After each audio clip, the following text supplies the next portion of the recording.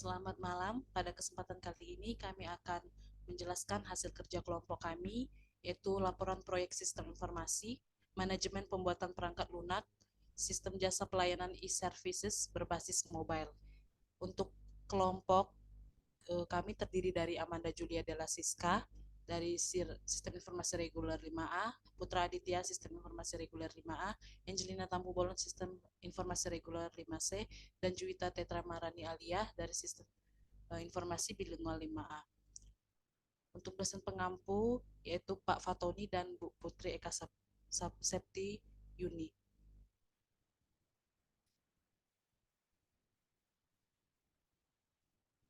Untuk latar belakang akan dijelaskan oleh Putra. Silakan Putra. Baik, pasalnya perkembangan di dunia teknologi informasi membuat para pelaku usaha untuk terus beradaptasi. Salah satunya adalah fenomena kemunculan marketplace yang terus mengikis cara berbisnis yang masih dilakukan secara tradisional atau manual. Marketplace merupakan sebagai salah satu layanan e-commerce yang menjadi tempat bertemunya antara penjual dan pembeli secara offline untuk melakukan sebuah proses transaksi jual beli. Ditambah lagi dengan sistem marketplace yang dapat diakses secara mudah oleh para konsumen melalui aplikasi mobile, sehingga semakin meningkatkan daya tarik para konsumen yang cenderung membutuhkan informasi yang cepat, akurat, dan terpercaya tanpa mengenal batas, jarak, dan waktu. Oleh karena itu, tujuan dari pembuatan laporan ini adalah untuk merancang sebuah aplikasi layanan reparasi peralatan elektronis yang berbasis mobile yang dapat memudahkan masyarakat dalam menemukan jasa servis atau reparasi peralatan elektronik yang lengkap dan terpercaya. Aplikasi marketplace yang dibuat akan berfokus pada jasa reparasi peralatan elektronik sebagai salah satu jasa yang paling banyak dicari oleh semua orang. Baik, kemudian untuk sasaran, Adapun sasaran dari dibuatnya rancangan sistem informasi manajemen pengelolaan bisnis e-service ini yaitu masyarakat yang sedang membutuhkan akan jasa reparasi barang elektronik dan dapat diakses dengan mudah, cepat, serta menghemat sumber daya dan menghasilkan informasi yang efektif dan efisien. Baik, saya kembalikan kepada Angelina. Baik, terima kasih Putra. Selanjutnya, untuk aktivitas proyek, jadwal dan durasi proyek akan dijelaskan oleh Amanda Julia Della Siska.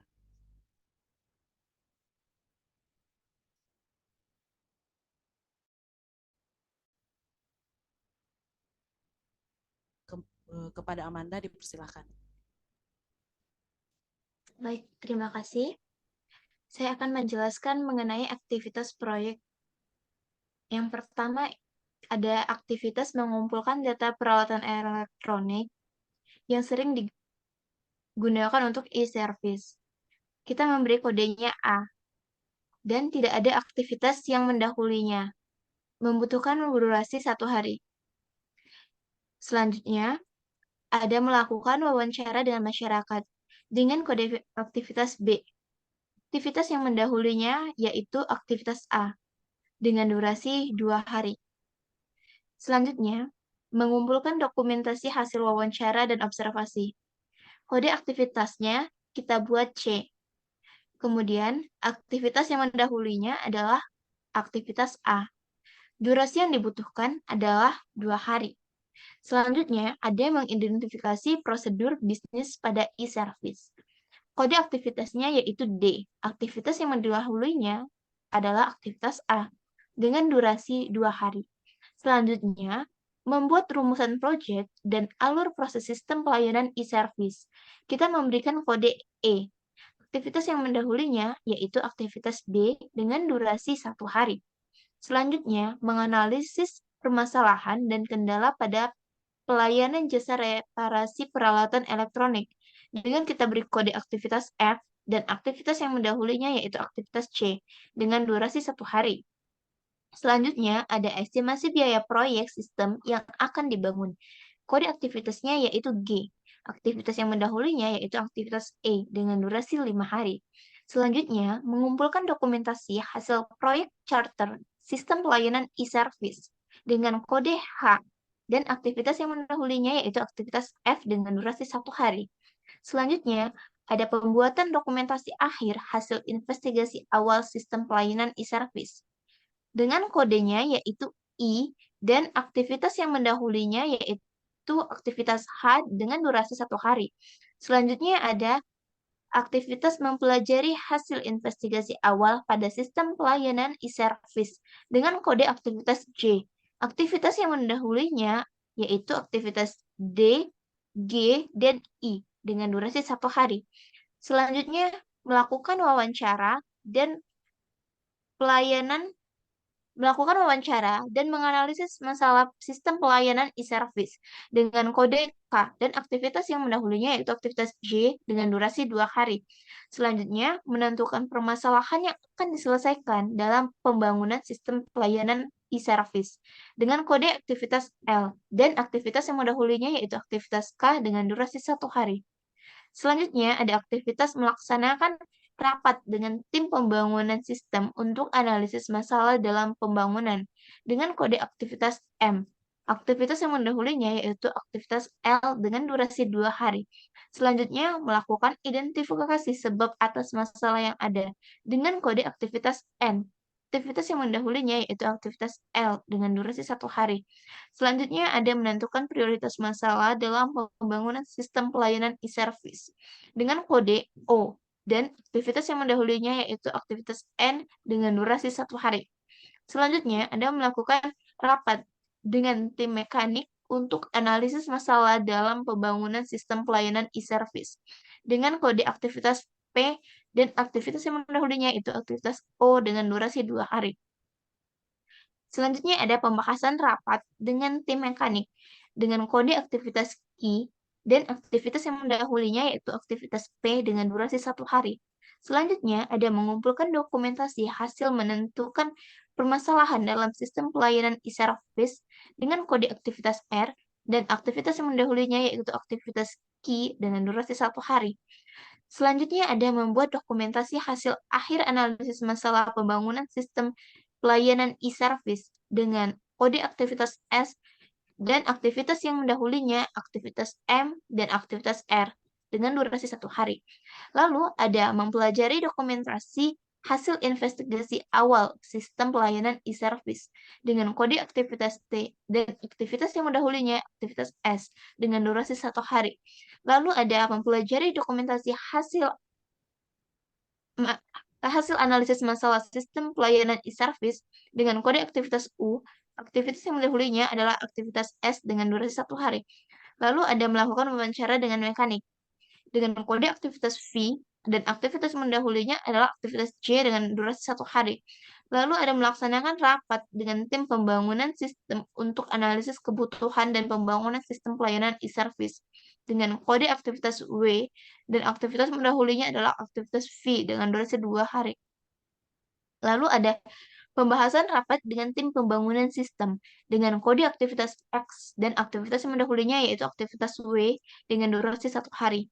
Lalu ada melaksanakan rapat dengan pihak mekanik sistem untuk analisis kebutuhan dalam pembangunan sistem pelayanan e-service dengan kode Y dan aktivitas yang mendahulunya adalah aktivitas X dengan durasi 2 hari. Lalu ada pembahasan rapat dengan pihak mekanik dengan kode aktivitas Z dan aktivitas yang mendahulunya adalah aktivitas T, U, dan Y dengan durasi 1 hari. Selanjutnya, ada mengumpulkan dokumentasi hasil rapat analisis kebutuhan dalam sistem pelayanan e-service dengan kode aktivitas AA dan aktivitas yang mendahulunya aktivitas Z dengan durasi 1 hari. Lalu ada membuat dokumentasi hasil akhir analisis kebutuhan pembangunan sistem pelayanan e-service dengan kode aktivitas BB dan aktivitas yang mendahulunya yaitu aktivitas AA dengan durasi 2 hari. Lalu ada mengumpulkan data untuk membuat perancangan aplikasi dengan kode CC dan aktivitas yang mendahulunya adalah aktivitas BB dengan durasi 2 hari. Lalu ada melakukan perancangan aplikasi dengan kode aktivitas DD dan aktivitas yang mendahulunya yaitu aktivitas CC dengan durasi 5 hari. Lalu ada desain logika struktur penyimpanan data atau ERD untuk sistem pelayanan e-service dengan kode aktivitas EE dan aktivitas yang mendahulunya yaitu aktivitas DD dengan durasi 2 hari. Lalu ada desain logika struktur penyimpanan data atau skema database untuk sistem pelayanan e-service dengan kode aktivitas FF dan aktivitas yang mendahulunya yaitu aktivitas EE dengan durasi 2 hari. Lalu ada melakukan perancangan desain UI dengan kode aktivitas GG dan aktivitas yang mendahulunya aktivitas EE dengan durasi 2 hari. Lalu ada melakukan rapat penentuan hasil akhir perancangan sistem dengan kode aktivitas HH dan aktivitas yang mendahulunya aktivitas GG dengan durasi waktu 1 hari. Lalu ada mengumpulkan dokumentasi final desain sistem pelayanan e-service dengan kode II dan aktivitas yang mendahulunya yaitu aktivitas HH dengan durasi 1 hari. Lalu ada membuat database sistem pelayanan e-service dengan kode JJ dan aktivitas yang mendahulunya adalah aktivitas II dengan durasi 1 hari. Lalu ada membuat user interface sistem pelayanan e-service dengan kode KK dan aktivitas yang mendahulunya yaitu aktivitas II dengan durasi 1 hari. Lalu membuat codingan proses sistem pelayanan e-service dengan kode LL dan aktivitas yang mendahulunya aktivitas JJ dan KK dengan durasi 1 hari. Lalu ada integrasi proses sistem, database, dan UI pada sistem pelayanan e-service dengan kode MM dan aktivitas yang mendahulunya yaitu aktivitas LL dengan durasi 1 hari. Lalu ada yang melakukan uji coba alpha testing pada pelayanan sistem e-service dengan kode NN dan aktivitas yang mendahulunya yaitu aktivitas MM dengan durasi 1 hari. Selanjutnya ada yang melakukan uji coba beta testing pada sistem pelayanan e-service dengan kode OO dan aktivitas yang mendahulunya yaitu aktivitas NN dengan durasi 5 hari.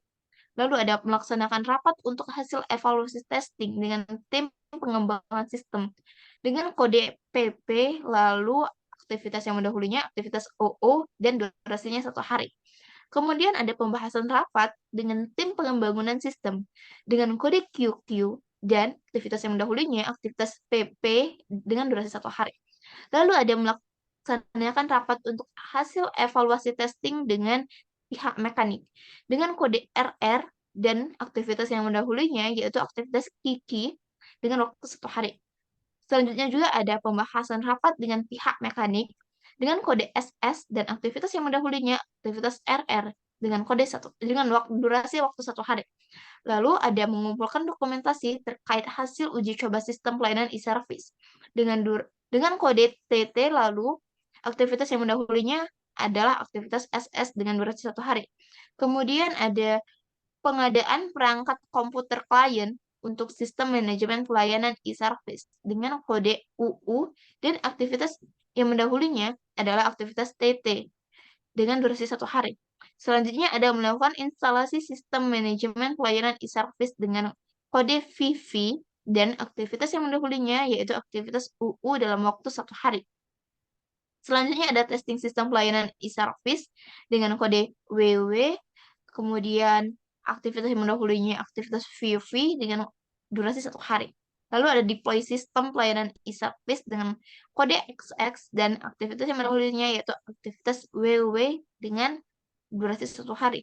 Selanjutnya ada aktivitas training kepada user dalam menggunakan sistem pelayanan e-service dengan kode IYY dan aktivitas yang mendahulunya aktivitas XS dengan waktu 1 hari. Lalu setelah kita buat penjadwalan, kita akan membuat Gantt chart-nya dengan menggunakan Microsoft Project. Untuk Gantt chart ini, kita sesuaikan antara aktivitas-aktivitasnya, durasi yang dibutuhkan, lalu kita tinggal insert apa aja. Setelahnya seperti mengumpulkan data peralatan elektronik yang sering diservis dengan durasi 1 hari dimulai pada tanggal 5 bulan 12 2022 dan berakhir pada tanggal 5 bulan 12 dan tahunnya sama 2022. Terus ini modenya auto. Kemudian ada melakukan wawancara dengan masyarakat membutuhkan waktu 2 hari dari tanggal 6 sampai tanggal 7 bulan 12 2022, lalu mengumpulkan dokumentasi hasil wawancara dan observasi dimulai 2 hari dari tanggal 6 sampai tanggal 7, lalu mengidentifikasi prosedur bisnis pada e-service dengan durasi 2 hari dari tanggal 6 bulan 12 2022 sampai tanggal 7 bulan 12 2022. Kemudian kita membuat rumusan proyek dan alur proses sistem pelayanan dengan durasi 1 hari dimulai dari tanggal 8 hingga tanggal 8 itu juga karena hanya 1 hari. Lalu ada menganalisis permasalahan dan kendala pada pelayanan jasa reparasi peralatan elektronik dengan durasi 1 hari dimulai pada tanggal 8 dan berakhir pada tanggal itu juga. Kemudian ada aktivitas selanjutnya yaitu kita estimasikan biaya proyek sistem yang akan dibangun dengan durasi 5 hari dimulai dari tanggal 9 bulan 12 2022 berakhir pada tanggal 15 Desember 2022. Lalu ada mengumpulkan dokumentasi hasil proyek charter sistem pelayanan e-service. Durasinya 1 hari dimulai dari tanggal 9 bulan 12 2022 sampai hari itu juga. Lalu ada pembuatan dokumentasi akhir hasil investigasi awal sistem pelayanan e-service. Waktunya 1 hari dari tanggal 12 bulan 12 2022 hingga tanggal itu juga. Kemudian ada mempelajari hasil investigasi awal pada sistem pelayanan e-service. Dimulai pada tanggal 16 Desember 2022 dan berakhir pada hari itu juga karena hanya 1 hari. Kemudian, ada melakukan wawancara dan menganalisis masalah sistem pelayanan e-service. Membutuhkan waktu 2 hari dari tanggal 19 Desember sampai tanggal 20 Desember 2022. Menentukan masalah yang akan diselesaikan, yaitu membutuhkan waktu 1 hari dari tanggal 21 Desember sampai hari itu juga. Dan melaksanakan rapat dengan tim pembangunan sistem untuk analisis masalah dalam pengembangan, membutuhkan waktu 2 hari. Tanggalnya yaitu tanggal 22 Desember sampai tanggal 23 Desember 2022. Lalu ada melakukan identifikasi sebab atas masalah yang ada. Membutuhkan waktu 1 hari, tanggal 22 tanggal 22 Desember 2022 hingga tanggal itu juga berakhirnya. Kemudian untuk menentukan prioritas masalah yang dalam pembangunan sistem hanya membutuhkan waktu 1 hari dimulai tanggal 23 Desember hingga hari itu juga selesainya. Lalu ada melaksanakan rapat dengan tim mekanik untuk analisis masalah dalam pembangunan sistem pelayanan e-service. Membutuhkan waktu 2 hari dimulai dari tanggal 26 Desember hingga tanggal 27 Desember 2022. Lalu ada pembahasan rapat dengan tim mekanik hanya membutuhkan durasi 1 hari tanggal 28 Desember 2022 hingga berakhir pada tanggal itu juga. Lalu ada mengumpulkan dokumentasi hasil hanya membutuhkan waktu 1 hari, tanggal dimulainya yaitu 29 Desember 2022 berakhirnya juga tanggal tersebut. Next ada aktivitas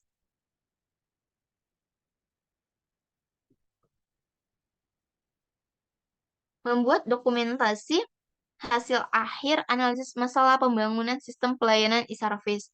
Dimulai pada tanggal 30 Desember 2022, berakhir pada tanggal itu juga.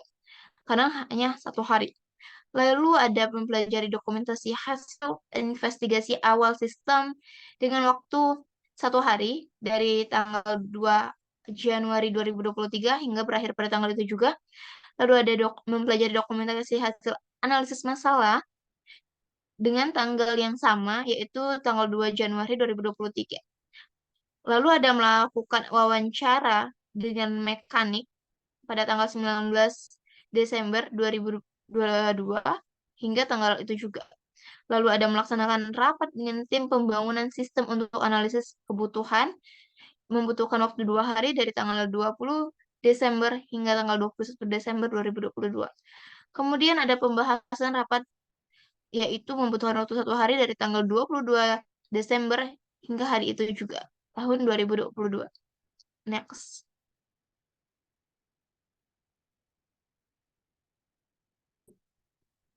Kemudian ada melaksanakan rapat dengan pihak mekanik sistem untuk analisis kebutuhan dalam pembangunan sistem pelayanan e-service. Membutuhkan waktu 2 hari dimulai dari tanggal 23 Desember hingga tanggal 26 Desember 2022. Lalu ada pembahasan rapat dengan pihak mekanik dari tanggal 3 Januari hingga pada tanggal itu juga tahun 2023. Lalu ada mengumpulkan dokumentasi hasil rapat analisis kebutuhan dalam sistem pelayanan e-service dari tanggal 4 Januari 2023 dan berakhir pada tanggal itu juga. Kemudian ada membuat dokumentasi hasil akhir analisis kebutuhan pengembangan sistem pelayanan e-service membutuhkan waktu 2 hari dari tanggal 5 Januari 2023 hingga tanggal 6 Januari 2023.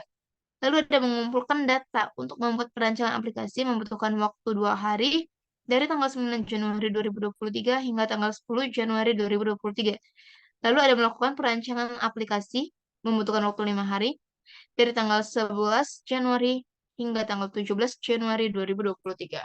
Lalu dilanjutkan lagi dengan aktivitas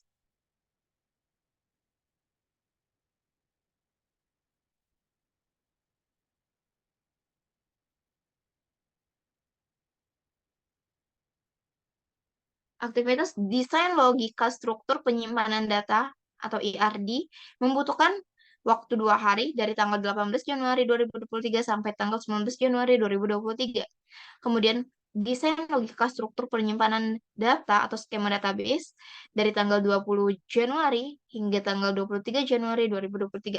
Lalu merancang desain UI-nya membutuhkan waktu 2 hari dari tanggal 20 hingga tanggal 23 Januari 2023.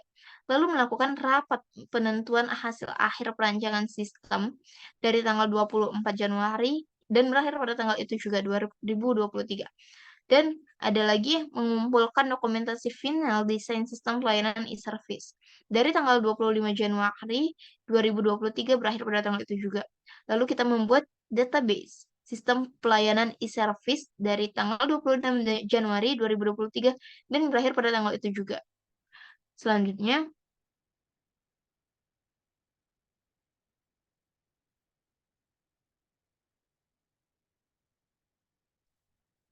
ada membuat UI sistem pelayanan e-service dari tanggal 26 Januari 2023 dan berakhir pada tanggal itu juga. Lalu kita coding proses sistem pelayanan e-service yang akan dibangun dimulai dari tanggal 27 Januari hingga berakhirnya juga pada tanggal itu tahun 2023. Lalu kita integrasikan proses sistem database dan UI pada sistem pelayanan e-service yang kita buat pada tanggal 30 Januari 2023 dan berakhir pada tanggal itu juga. Lalu kita lakukan uji coba alpha testing dari tanggal 31 Januari 2023 berakhir pada tanggal itu juga. Selanjutnya kita lakukan uji coba beta testing pada tanggal 1 Februari 2023 dan berakhir pada tanggal 7 Februari 2023. Kemudian kita laksanakan rapat untuk hasil evaluasi testing dengan tim pengembang sistem dari tanggal 8 Februari 2023 berakhir pada tanggal itu juga. Selanjutnya,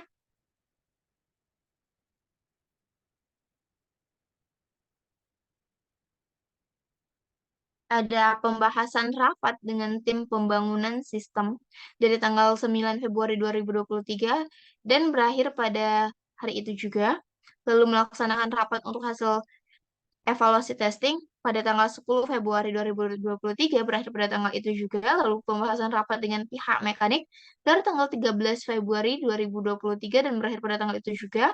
Lalu kita kumpulkan dokumentasi terkait hasil uji coba sistem pelayanan e-service dari tanggal 14 Februari 2023 hingga berakhir pada tanggal itu juga. Lalu kita melakukan pengadaan perangkat komputer klien untuk sistem manajemen pelayanan e-service dari tanggal 15 Februari 2023 dan berakhir pada tanggal itu juga. Selanjutnya ada melakukan instalasi sistem manajemen pelayanan e-service dari tanggal 16 Februari 2023 berakhir pada tanggal itu juga.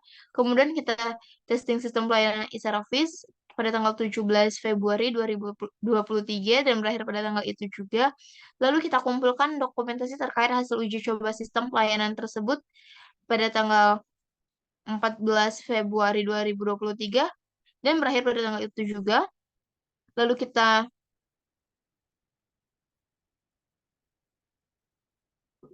buat pengadaan perangkat komputer klien untuk manajemen sistem informasi pada tanggal 15 Februari 2023 dan berakhir pada tanggal itu juga. Kemudian kita lakukan instalasi sistem manajemen pelayanan e-service pada tanggal 16 Februari 2023 dan berakhir pada tanggal itu juga. Kemudian kita testing sistem pelayanan e-service ini dari sisi klien itu pada tanggal 17 Februari 2023 dan berakhir pada tanggal itu juga. Setelah testing, kita deploy sistem pelayanan e-service ini pada tanggal 20 Februari 2023 dan berakhir pada tanggal itu juga. Selanjutnya, langkah terakhir yaitu di training kepada user-user yang akan menggunakan sistem pelayanan e-service ini pada tanggal 21 Februari 2023 dan berakhir pada tanggal itu juga. Untuk skema gancarnya itu ada di sebelahnya, kita bisa lihat sendiri. Lalu di sini ada penjadwalan untuk per minggunya, seperti investigasi awal membutuhkan waktu pada minggu pertama hingga minggu kedua bulan Desember tahun 2022. Dilanjutkan lagi dengan aktivitas analisis sistem, membutuhkan minggu ketiga Desember 2022, minggu keempat Desember 2022, hingga minggu pertama Januari 2023. Kemudian, untuk kegiatan perancangan membutuhkan waktu minggu kedua dan minggu ketiga Januari 2023. Lalu ada pembuatan aplikasi membutuhkan waktu minggu keempat Januari 2023. Langkah selanjutnya uji coba membutuhkan 2 minggu, yaitu minggu pertama dan minggu kedua Februari 2023. Dan terakhir implementasi membutuhkan minggu ketiga pada bulan Februari 2023. Saya kembalikan kepada Angelina. Baik, terima kasih Amanda. Untuk analisis risiko proyek, analisis biaya dan manfaat akan dilanjutkan oleh teman saya, Juwita.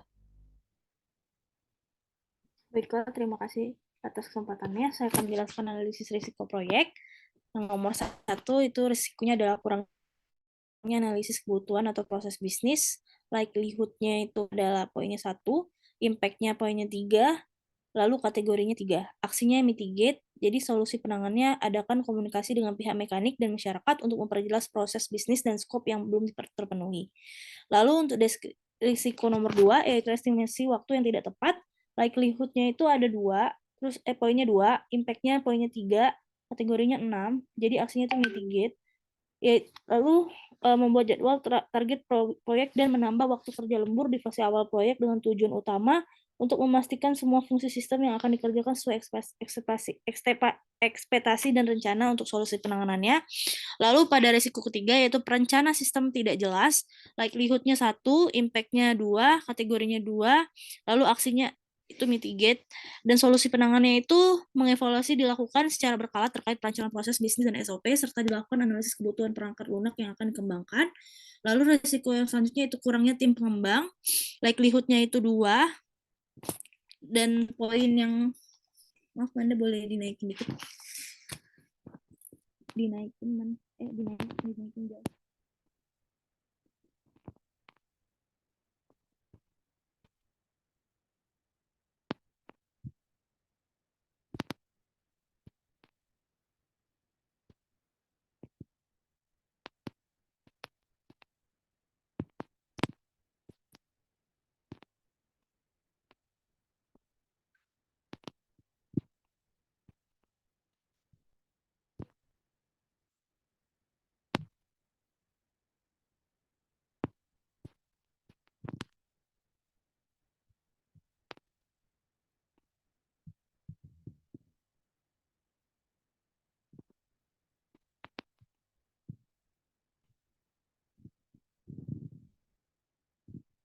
Termasuk dari aksi mitigate.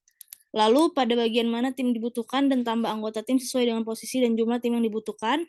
Lalu pada risiko yang kelima, tim yang tidak profesional, likelihood-nya 1, impact-nya itu 3, lalu poin ininya 3, dan aksinya adalah mitigate, lalu komunikasikan titik permasalahan di internal tim untuk menekankan langkah-langkah perbaikan, target, aturan, dan kerjasama untuk meningkatkan profesionalitas sebagai solusi penanganannya. Lalu nomor 6 yaitu risikonya kurangnya pemahaman penggunaan. Itu likelihood-nya poinnya 2, impact-nya 1, poinnya jadinya 2, yaitu aksinya itu mitigate, solusi penanganannya itu membuat buku panduan atau kerangka acuan terhadap penggunaan sebagai panduan umum mengenai aplikasi yang dibuat.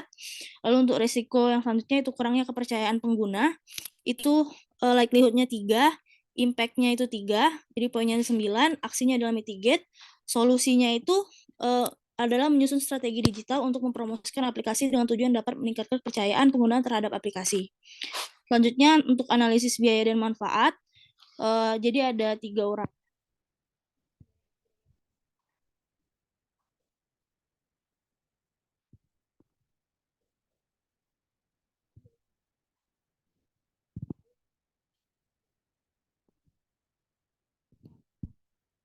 Lalu yang B programmer itu 1 juta.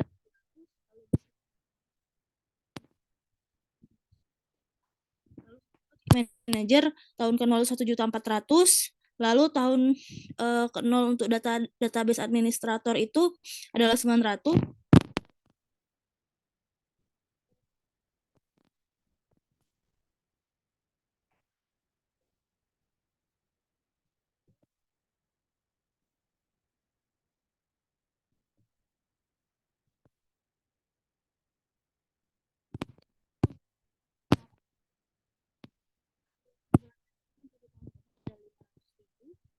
Biaya ATK dan dokumentasi adalah 300.000, untuk C biaya perekam suara itu ada 400.000, untuk D biaya rapat adalah 500.000, untuk F database administrator adalah 200.000.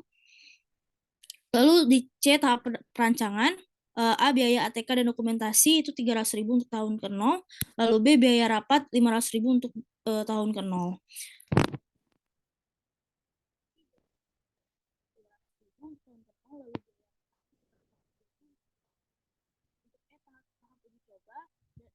Ada A biaya rapat,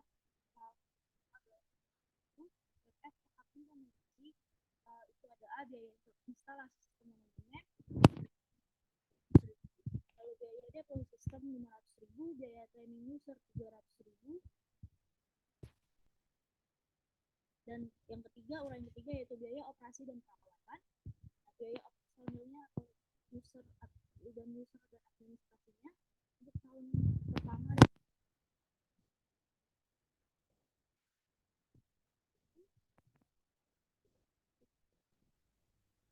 Halo Juwita, suaranya tidak terdengar. Nggak ada suara ya? Udah. Oke, baiklah. Kedua 500.000 dan juga biaya perawatan hardware itu 500. Lalu total biayanya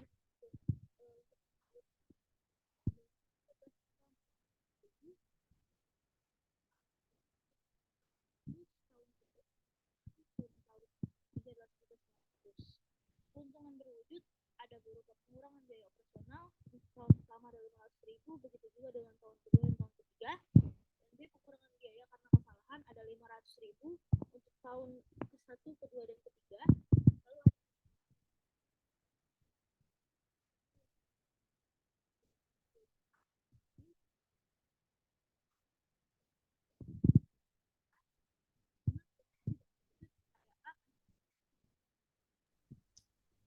Halo Juwita, masih tidak terdengar suaranya. Halo, ini ada? Udah. Oke. Peningkatan lain kepada pelanggan itu 2.500.000 untuk tahun pertama. Untuk tahun ketiga. Lalu peningkatan kepuasan kerja karyawan ada 500 untuk tahun pertama dan kedua dan ketiga. Lalu yang C peningkatan kualitas keputusan manajemen ada 2.500.000 untuk tahun pertama, 2.500.000 untuk tahun kedua, dan begitu juga dengan tahun ketiga. Lalu total tak wujud itu ada 5.500.000 tahun pertama, ada 8.500.000 untuk tahun kedua, dan ada 9 juta untuk tahun ketiga. Total manfaatnya untuk tahun pertama 8.500.000, untuk tahun kedua 11.500.000, dan tahun ketiga ada 12 juta. Lalu proses satu selisih TM dan TB untuk tahun pertama itu 6.700.000, lalu untuk tahun kedua 9.700.000, dan untuk tahun ketiga 10.100.000. Baik, saya kembalikan kepada. Baik, terima kasih Juwita. Selanjutnya untuk analisis payback period akan dilanjutkan oleh saya sendiri. Untuk perhitungan pada analisis payback period adalah sebagai berikut. Untuk total biaya pengadaan sistem pada tahun 0 yaitu Rp13.400.000. Untuk profit pada tahun kedua yaitu Rp6.700.000 akan diselisihkan, maka sisa biaya sistem pada tahun yang pertama akan menjadi Rp6.700.000. Selanjutnya untuk sisa, maka Rp6.700.000 per Rp13.400.000 akan dikalikan dengan 1 tahun, sehingga hasilnya yaitu 0,5 tahun. Untuk yang kedua yaitu analisis return on investment atau ROI. Ada perhitungan ROI pada sistem ini yaitu biaya pengadaan sistem tahun ke-0 dengan biaya Rp13.400.000. Untuk biaya pengadaan sistem tahun pertama yaitu Rp1.800.000. Untuk biaya pengadaan sistem tahun kedua yaitu Rp1.800.000. Untuk biaya pengadaan sistem tahun ketiga yaitu Rp1.900.000 yang keempatnya akan ditotalkan menjadi Rp18.900.000. Sedangkan total keuntungan yang didapatkan adalah sebagai berikut. Untuk total keuntungan tahun pertama yaitu Rp8.500.000, total keuntungan tahun kedua yaitu Rp11.500.000, total keuntungan tahun ketiga yaitu Rp12 juta yang ditotalkan, sehingga total keuntungan sistem akan hasilnya yaitu Rp32 juta.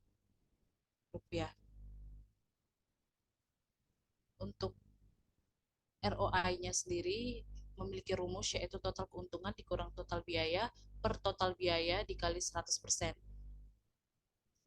ROI yaitu 32 juta dikurang 18.900.000 per 18.900.000 dikali 100%, sehingga didapatkan ROI-nya yaitu 0,69%. Selanjutnya yaitu analisa net present value atau NPV. Perhitungan analisis NPV sebagai berikut.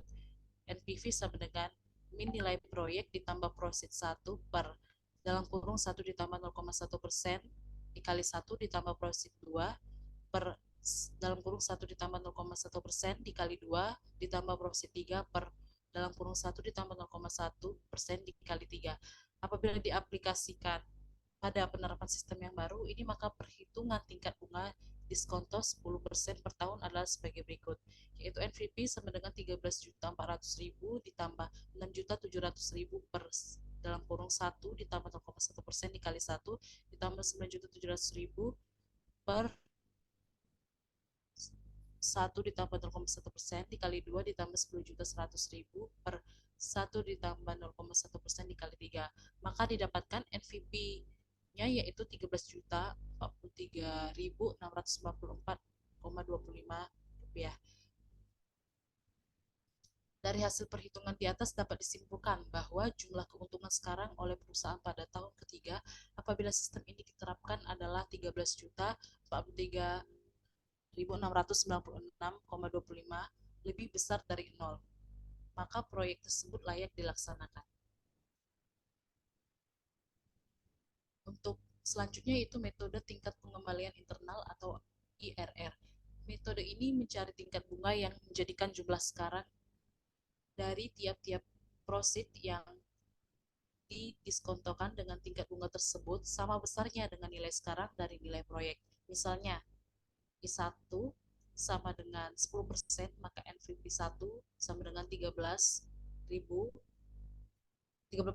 juta 43.696,25 atau nilai NPV positif. I2 sama dengan 15%, maka NPV sama dengan min 13 juta 400.000 ditambah 6.700.000 per dalam kurung 1 ditambah 0,15 dikali 1 ditambah 9.700.000 per dalam kurung 1 ditambah 0,15 dikali 2 pangkat 2 ditambah 10.100.000 per 1 ditambah 0,15 pangkat 3. Selanjutnya NPV sama dengan 64 juta, maaf, NPV sama dengan 64.015,477, nilai NPV positif. IRR sama dengan 10% ditambah 5% dikali 13.000, 13.043.696,25 per 13.643.696,25 dikurang 64 juta 15.940,477. IRR sama dengan 10% ditambah 0,9818952.416. IRR sama dengan 0,10 ditambah 0,9818952.416. IRR sama dengan 0,9818952.416, maka didapatkan IRR-nya sama dengan 19,8%. Baiklah, untuk rancangan tampilan sistem UI akan dijelaskan selanjutnya oleh Putra Aditya. Baik, terima kasih Angelina. Saya akan menjelaskan mengenai rancangan tampilan sistem UI dari aplikasi reparasi kita. Itu juga untuk nama dari aplikasinya adalah reparasi kita.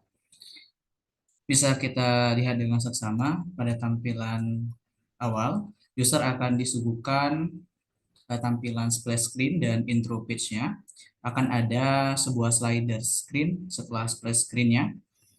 Tampilan slider screen ini ditujukan agar pengguna memahami apa itu aplikasi reparasi kita. Akan dikenalkan mengenai layanannya, kemudian ada fitur janji temunya, dan kemudian juga ada para profesional mekanik.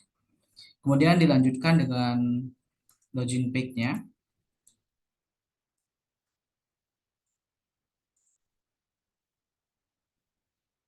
Pada login page-nya, user akan disuguhi dengan halaman untuk pendaftaran akun.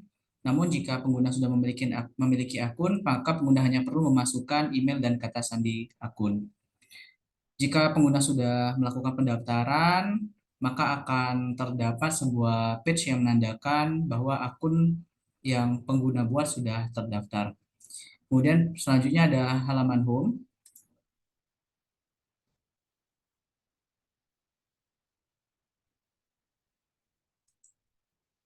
Jika pengguna masuk ke dalam aplikasi, hal yang harus dan sifatnya wajib dilakukan oleh pengguna atau user adalah mengizinkan atau mengaktifkan akses lokasi pengguna.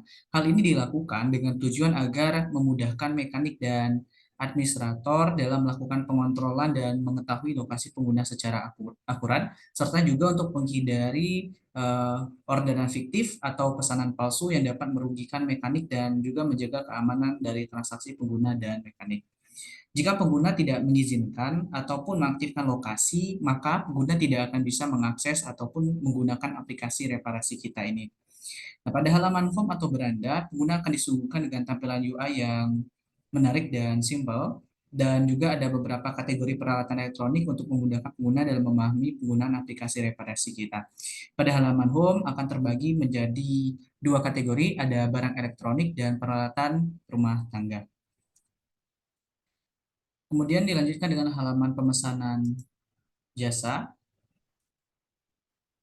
Untuk melakukan pemesanan jasa reparasi elektronik, pengguna hanya cukup melakukan pemilihan jenis elektronik yang ingin dilakukan perbaikan pada menu beranda pada bagian kategori. Kemudian pengguna akan disuguhkan dengan formulir yang wajib diisi seperti merek dari peralatan elektronik, kemudian juga pemaparan kerusakan secara rinci, pemilihan mekanik, pemilihan jadwal, dan lain sebagainya. Sistem aplikasi ini lebih terfokus kepada sistem booking tanggal yang bertujuan agar pengguna merasa nyaman dan santai dalam menggunakan aplikasi. Pengguna dapat menentukan sendiri kapan dan jam berapa ingin dilakukannya reparasi peralatan elektronik. Saat pengguna melakukan pemilihan jadwal jadwal reparasi jika ternyata tanggal yang pengguna pilih sudah sudah dipesan atau di-booking oleh orang lain, maka sistem akan menampilkan sebuah alert atau peringatan yang menginformasikan kepada pengguna bahwa tanggal tersebut sudah dipesan oleh pengguna lain, sehingga pengguna tersebut harus mengganti jadwal tersebut. Untuk metode pembayarannya, pengguna tidak akan langsung diberitahukan berapa nominal jasa reparasi peralatan elektroniknya, dikarenakan untuk mencegah kesalahan dan perbaikan, maka pihak mekanik akan terlebih dahulu melakukan diskusi dengan pengguna mengenai jenis kerusakan secara lebih rinci untuk menghindari kerugian dari sisi pengguna. Kemudian lanjut dengan halaman berikutnya, yaitu halaman chat dan discuss dengan mekanik. Baik, halaman ini merupakan lanjutan ya dari setelah pengguna melakukan pemesanan. Halaman ini merupakan halaman diskusi antara pengguna dan mekanik untuk memudahkan mereka dalam berkomunikasi tentang kerusakan yang pengguna alami.